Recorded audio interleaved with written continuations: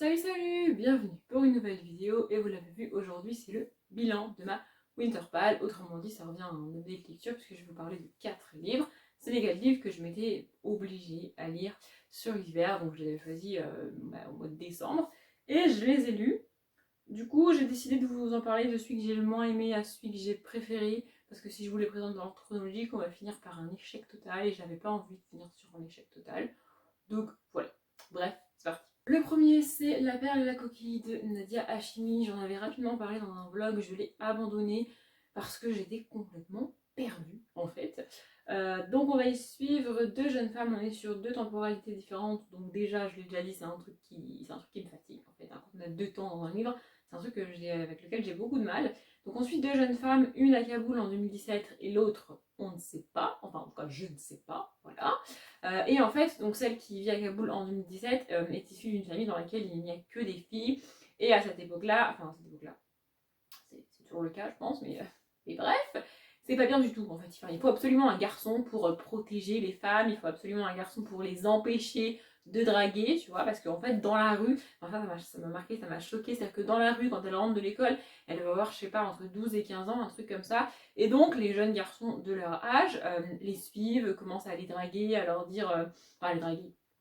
Allez, en gros, ça revient à du harcèlement de rue. Donc voilà, ils les suivent et c'est elles qui sont responsables de ça en fait. On leur dit, mais il faut pas faire ça, tu te rends compte, ils te suivent, c'est ta faute, qu'est-ce que t'as fait? Enfin, tu n'as rien fait en fait. C'est juste que tu es dans la rue en train de rentrer chez toi et l'autre débile, il trouve le moyen de te suivre et de t'acculer dans une rue pour se foutre de ta gueule ou autre chose, on ne sait pas.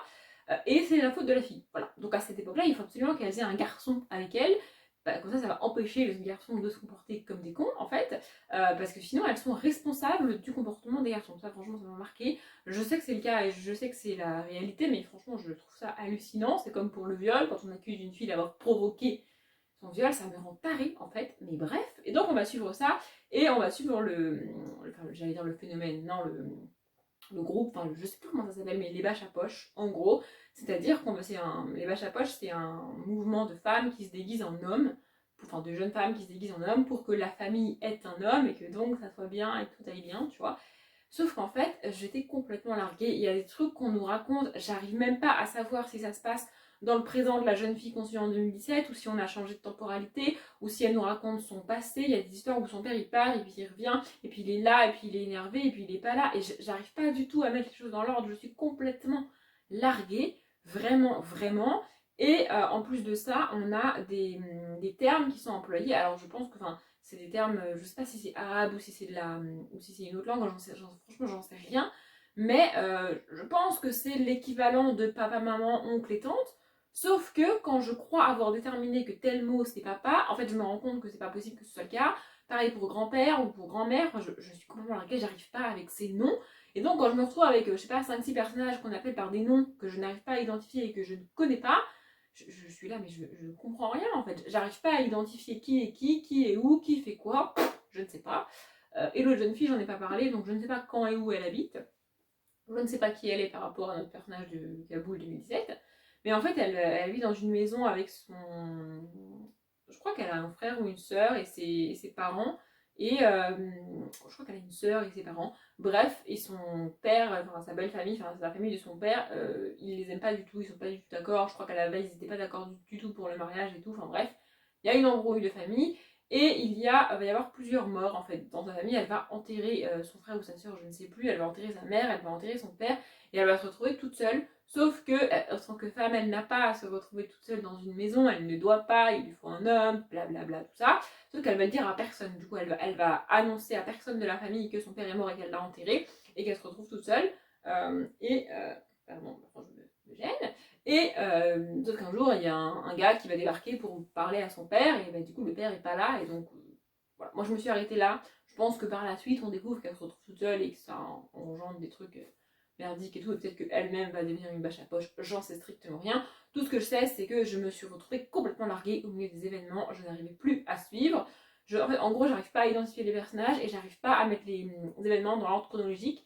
J'étais complètement larguée. Alors quand je me retrouve dans un livre comme ça, et que en plus c'est un livre hyper connu, j'ai retiré marque-page, mais j'ai dû lire 70 pages, un truc comme ça, et franchement j'étais complètement larguée. Et en fait, quand je me retrouve face à un livre comme ça, que tout le monde a aimé, que tout le monde a adoré, que tout le monde a lu, et que moi je comprends rien, je me dis mais je suis débile en fait, quoi, c'est quoi le problème? Et quand c'est comme ça, quand je suis perdue dans le livre, je retourne et je lis les résumés. Parce que pour rappel, je ne lis jamais les résumés avant de lire les livres. Donc déjà, ça c'est pas bon signe, et ça me gave. En fait, quand il faut avoir lu le résumé pour comprendre le livre, pour moi il y a un problème d'écriture. Je dirais pas jusqu'à dire que c'est mal écrit, mais pour moi il y a un problème de construction, quoi. Si pour comprendre le début du livre, tu as besoin d'avoir lu le résumé, c'est qu'il manque quelque chose dans le livre en fait. Enfin, pour moi, c'est qu'il y a un souci, vraiment. Donc j'ai lu le résumé et je me suis dit, ouais, mais ça m'aide pas, ça m'aide un peu ça m'aide à comprendre vaguement vite fait ce que j'ai déjà compris, mais pas ce que j'ai pas compris et pas ce avec quoi j'ai du mal. Donc je me suis dit que j'allais arrêter d'insister, que j'allais arrêter de m'énerver, que je préférais mettre celui-là de côté et lire autre chose de Nadia Hachimi et autre chose sur les vaches à poche parce que là, je n'y arrive pas. Voilà. Le deuxième, vous l'avez aussi vu dans un vlog, c'est le vlog du week-end à 1000 du mois de février, fin février, c'est ça. Donc c'est Carmen de Mérimée, et alors là, pareil, échec total. Je pense qu'en fait, j'avais de base une mauvaise idée de l'histoire et du livre, parce qu'avec tous les opéras, toutes les adaptations qu'il y a eu, je sais même pas si j'en ai vu une un jour, mais j'avais vu des extraits, j'avais vu des trucs comme ça, et je m'étais fait une idée de l'histoire de Carmen, et en fait, c'est pas ça du tout. Pour moi, Carmen, ça allait être l'histoire de Carmen et d'un homme, une espèce d'histoire d'amour, un truc vraiment très romantique, limite lyrique. Et c'est pas le cas du tout. En fait, on va rencontrer un homme qui est dans le désert et qui rencontre lui-même un autre homme qui est un gros bandit apparemment. Alors j'ai plus les noms hein, parce que ça m'a pas beaucoup marqué, donc j'ai pas les noms. Bref, et donc voilà, il va rencontrer cet homme-là, il va aider notre personnage principal, enfin du début, il va aider le bandit à s'échapper parce que c'est un bandit et quelqu'un l'a dénoncé, donc il l'aide à s'échapper. Et puis ensuite, quelques temps plus tard, lui, donc notre personnage principal, va rencontrer Carmen, qui est une bohémienne qui en gros qui ensorcelle les hommes. Sauf que moi je pensais qu'elle le faisait vraiment, comment dire, sans le faire exprès. C'est-à-dire que je pensais que parce qu'elle était magnifique, parce qu'elle savait danser, parce qu'elle était bohémienne et que c'était exotique et tout, tous les hommes tombaient amoureux d'elle, alors qu'en fait c'est pas le cas du tout, quoi. Elle fait en sorte que tous les hommes tombent amoureux d'elle, elle est un peu une menthe religieuse, si vous voyez. Je pense que c'est la définition de ce genre de personnage féminin. Et du coup, donc notre personnage principal va tomber amoureux d'elle, blablabla, et ensuite il va il va retrouver le bandit qu'il avait rencontré au début, bandit qui se retrouve en prison. Et donc, en fait, les trois quarts du livre se passent dans une cellule de prison avec nos deux personnages qui discutent et l'un qui raconte à l'autre sa rencontre et son histoire avec Carmen. Je l'ai dit dans le vlog, c'est un processus d'écriture qui me fatigue. Pourquoi on fait ça? Pourquoi on ne suit pas leur histoire à Carmen et au bandit au moment où ça leur arrive? On est avec eux, non. On est posé dans une prison et le gars il raconte. Et ça se sent dans la manière que c'est écrit que c'est un personnage qui raconte et qu'on ne suit pas les personnages au quotidien. Et franchement, franchement, j'ai pas du tout accroché, j'ai pas du tout aimé. J'avais vraiment très très hâte de découvrir ce livre et franchement, je suis dégoûtée, je suis déçue. Vraiment, j'ai pas du tout accroché, j'ai pas du tout aimé. Très clairement, si on m'avait fait lire ce classique quand j'étais au collège ou au lycée, j'aurais été d'abord contente parce qu'il est hyper court et ensuite, je me serais dit, mais c'est quoi ce truc? Franchement, ça m'a pas plu du tout. J'ai pas du tout accroché ni à l'ambiance, ni au personnage, ni rien. En plus de ça, ce qui m'agace, mais bon, ça je le savais avant même de le commencer, c'est les notes en bas de page. Hein, voilà. Comme c'est un classique, on a 2, 3, 4, 5, 6 notes en bas de page par page. Bon, il y a des pages où il n'y en a pas, mais voilà, c'est un procès qui me fatigue. Vraiment, ça me saoule. Surtout que les trois quarts du temps pour ce livre-là en particulier, elles ne servent à rien, les notes en bas de page. Hein, très clairement, soit on aurait pu faire une traduction plus actuelle sans la note en bas de page, soit la note en bas de page ne sert à rien. Franchement, en tout cas, moi, elle m'a servi à rien. Donc voilà, grosse déception, je suis dégoûtée et c'est le dernier que j'ai lu, donc c'est par celui-ci que j'aurais dû finir, c'est pour ça que j'ai préféré ne pas finir sur cet échec total qui a été cette lecture, vraiment Le troisième, c'est de nouveau un livre dont j'ai parlé en vlog, en même temps c'est pas si surprenant que ça puisque j'ai pas mal vlogué sur janvier et février, donc c'est le tome 10, c'est ça, de Gossip Girl, donc comme si j'allais te mentir, écrit par Cécilie Von Ziegesar. Donc ici on y retrouve Olivia, Serena et Nate principalement dans ce tome-là, un petit peu d'Anne, mais un petit peu. Je le dis à chaque fois, mais oui, ce sont les mêmes personnages que la série, parce que c'est le même type, parce que c'est la série qui a été adaptée des livres, et Olivia c'est Blair dans la série. Me demandez pas pourquoi elle a pas le même prénom, j'en sais strictement rien, mais Olivia et Blair c'est le même personnage, bref. Donc ici on les retrouve, on est au mois de juillet, en fait on est l'été entre la fin de leur lycée et leur entrée à la fac. Donc c'est un peu pour eux le dernier été de la liberté, tout parce qu'après ils vont devenir adultes, ils vont aller à la fac, machin, blabla, tout ça. J'ai pas apprécié ce tome-là, très sincèrement. Il y a deux grandes questions qui se posent, qui sont mises en avant dans ce tome-là, et c'est deux grands trucs qui me dérangent. Alors, à chaque fois, je remets les choses dans leur contexte parce que c'est une série qui est sortie au début des années 2000, et en même temps, c'est cool parce que ça me permet de montrer qu'on a pas mal évolué en 20 ans quand même, c'est pas mal du tout, tu me diras. Les deux grosses idées qui sont mises en avant, c'est on est au mois de juillet, c'est l'été, il fait chaud, si t'es une fille, tu dois être épilée, bronzée, bien habillée, mince, et on met les bains et blablabla, enfin, le summer body, tout ça, tout ça. Ça me fatigue vraiment. Enfin, moi, pour vous donner un ordre d'idée, j'habite à genre 20 minutes de la plage. De 1, je n'y vais jamais parce que ça me fatigue et j'aime pas ça. Vous allez me détester parce que. Bref. Et de 2, ça fait des années, mais alors vraiment des années, que j'ai arrêté d'essayer d'avoir un corps bronzé avant l'été. Je n'ai pas envie. En fait, genre, j'ai la flemme de bronzer. Je trouve pas ça hyper beau. Et en plus, c'est dangereux quoi, de rester des heures et des heures au soleil. C'est dangereux. Donc, ça fait des années que j'ai arrêté ce truc-là. Je me prends des réflexions à chaque été, très régulièrement. Ah, t'es toute blanche, on va faire quelque chose. Non, j'ai pas envie de faire quelque chose, en fait. Je fais ce que je veux. Donc voilà, c'est un truc qui m'a gonflé. Et comme on est en plein mois de juillet, bah, c'est au centre du livre. Et la deuxième chose, j'en avais parlé en vlog, c'est qu'on a un des personnages principaux qui est un homme et qui commence à se poser des questions. En fait, qui rencontre un autre garçon et avec qui il va se passer plus ou moins des trucs. Et du coup, il va commencer à se demander si il serait pas homosexuel. Et donc il envoie un mail à Gossip Girl, parce que Gossip Girl est une jeune fille, a priori, parce qu'elle s'exprime comme une fille, qui tient un blog et qui, voilà, en gros, qui raconte un peu les potins des personnages qu'on suit. Et tu peux lui envoyer un mail pour lui raconter quelque chose ou lui demander quelque chose. Donc lui, il lui envoie un mail, il lui dit voilà, je me pose des questions sur ma sexualité, comment je fais pour savoir si je suis homosexuelle.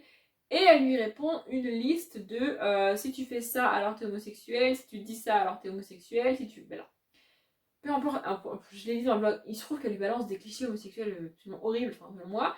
Mais c'est pas le souci en fait. Peu importe ce qu'elle lui dit, ça ne marche pas comme ça en fait.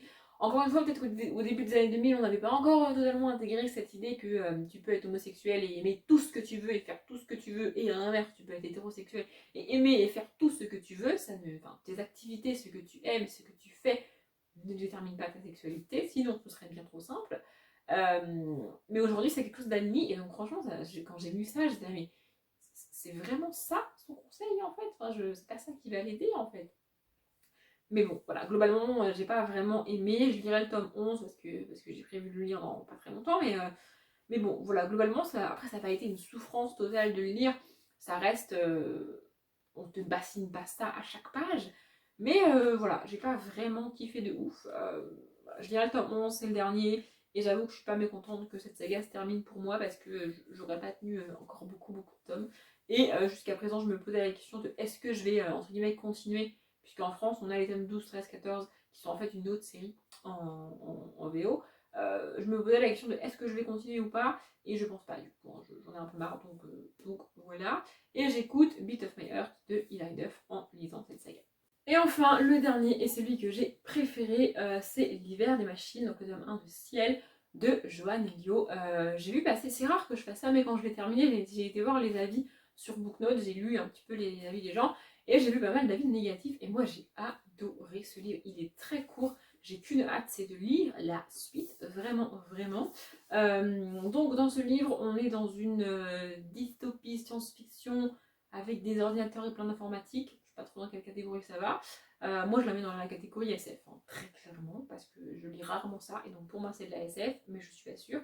Bref, et donc en fait, depuis 2 ans, quand démarre le livre, il y a le ciel, donc tout écrit en majuscule, qui est une espèce de gros logiciel informatique qui régit toute la planète.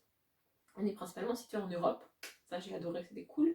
Et donc voilà, ça régit tout, ça gère l'électricité, le chauffage, l'informatique, les connexions, les réseaux sociaux, enfin ça gère absolument tout, absolument tout. Sauf que le livre démarre au moment où, évidemment, ce gros truc crash. Alors on ne sait pas pourquoi, on ne sait pas si c'est un bug informatique, s'il y a des pirates, si c'est voulu par un humain, s'il y a quelque chose derrière, si c'est l'entité informatique qui a complètement pété un câble, on ne sait pas. Et on va rencontrer 5 personnages. C'est ça que les gens vont critiquer principalement, c'est parce qu'au début, du coup, on a 5 chapitres, qui démarre au même moment. En fait, on va rencontrer un grand-père, son fils, l'ex-femme de son fils et les deux petits-enfants qui sont une fille et un garçon. Et donc, ils vivent, il y en a plusieurs en France, il y en a d'autres dans d'autres pays d'Europe, pas très loin de la France. Et en fait, on rencontre chaque personnage pile poil au moment où le ciel crache. Moi, j'ai bien aimé ce procédé parce que déjà, ça nous permet d'identifier chaque personnage, de savoir avec qui on va suivre, qu'est-ce qui se passe et tout. Et surtout, ça nous permet de voir la situation de chaque personnage juste avant que ça crache, donc leur vie, leur quotidien normal jusque-là, et comment ça va impacter leur vie après. Et donc après, on a une alternance de narration entre ces personnages-là et on suit l'évolution de ce qui leur arrive une fois qu'ils ont plus d'électricité, plus d'internet, plus de moyens de communiquer, plus de chauffage, alors qu'on est en plein hiver, parce que c'est pas drôle sinon. Il y a de la neige partout et tout, il fait froid et il n'y a plus de chauffage. Et donc voilà, on va suivre ça et voir comment chaque micro-société formée par le personnage et les gens qui l'entourent va évoluer et va réagir face à ça. J'ai trouvé ça vraiment cool, c'est vachement bien, c'est super bien écrit. Dans l'idée, ça m'a un peu rappelé La Faucheuse. Alors, on n'est pas du tout dans le même délire que La Faucheuse, mais dans La Faucheuse, on a aussi cette entité informatique qui gère tout et qui, au bout d'un moment, va un peu partir en live. C'est la même idée ici. Franchement, j'ai adoré, c'était trop bien. J'avais peur, mais franchement, j'ai trop adoré. Et surtout, ce que j'ai aimé, c'est l'écriture de Joanne Hill. J'ai adoré la plume. C'est extrêmement rare que je dise ça, c'est extrêmement rare que j'identifie que la plume me plaît vraiment. Mais là, c'était vraiment bien. J'ai vraiment adoré. Bref, j'ai pas grand chose à en dire de plus, à part que c'était trop bien et que si vous avez jamais lu ça, eh bien je vous le conseille parce que ça fait même pas 300 pages et que franchement ça se lit super bien, super vite et c'est trop cool. Et j'ai écouté Don't Live de Arizona en lisant ce livre et donc du coup j'écouterai la même en lisant la suite. Et voilà, ma vidéo est terminée, j'espère que ça vous a plu, je m'arrête là, comme d'habitude je vous souhaite une bonne journée, un bon après-midi, bon appétit ou une bonne nuit et je vous dis à bientôt.